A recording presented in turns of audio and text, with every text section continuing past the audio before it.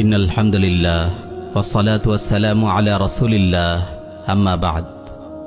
প্রিয় ভাই ও বোন, কখনো ভেবে দেখেছেন পৃথিবীতে আপনার কি কাজ, কি উদ্দেশ্যে আপনি দুনিয়াতে এসেছেন?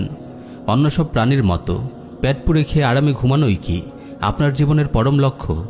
আল্লাহ তাআলা বলেন, ওয়ামা খালাকাতুল জিন্না ওয়াল ইনসা ইল্লা লিয়াবুদুন, আমি জিন ও ইনসানকে কেবল আমার ইবাদতের জন্যই সৃষ্টি করেছি। কখনো জীবন নিয়ে ভেবেছেন? মরণের কথা চিন্তা করেছেন? আল্লাহ রাব্বুল আলামিন কেন জীবন মরণ সৃষ্টি করেছেন?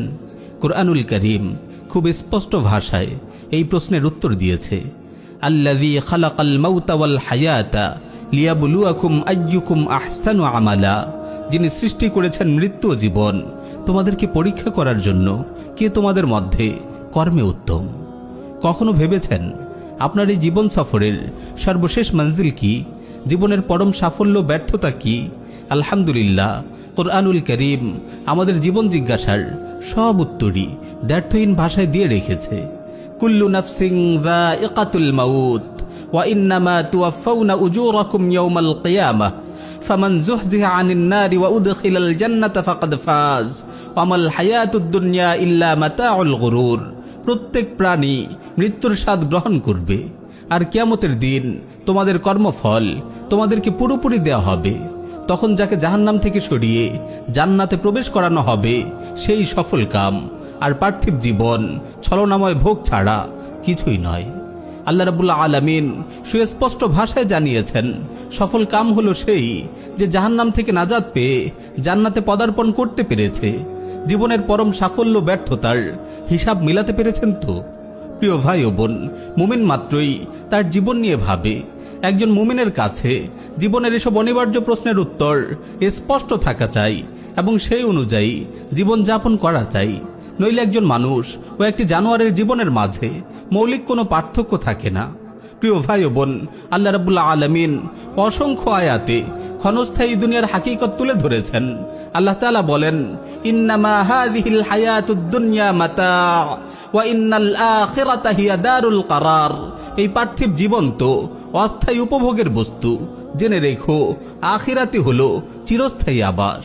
তিনি আরো বলেন, সব মানুষ কুফরের দিকে ঝুঁকে পড়ার আশঙ্কা না থাকলে তিনি কাফিরদেরকে তাদের চাহিদার চেয়েও বেশি সম্পদ দান করতেন। এমনকি তাদের ঘরের ছাদ, দরজা, সিঁড়ি ও খাট সব সোনারূপার করে দিতেন। দুনিয়াকে আল্লাহ তাআলা সুশোভিত করেছেন তার শত্রুদের জন্য এবং সেই সব মূর্খদের জন্য যাদের ভাগ্যে আখিরাতে কোনো কল্যাণ নেই।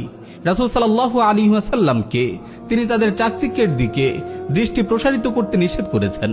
যারা দুনিয়ার ভোগবিলাসে মত্ত হয় তাদের নিন্দা করেছেন। অনেক অবুঝ ভাই ইউরোপ আমেরিকার বস্তুগত সমৃদ্ধি ও তাদের ভোগ বিলাসিতা দেখে বিস্মিত হন।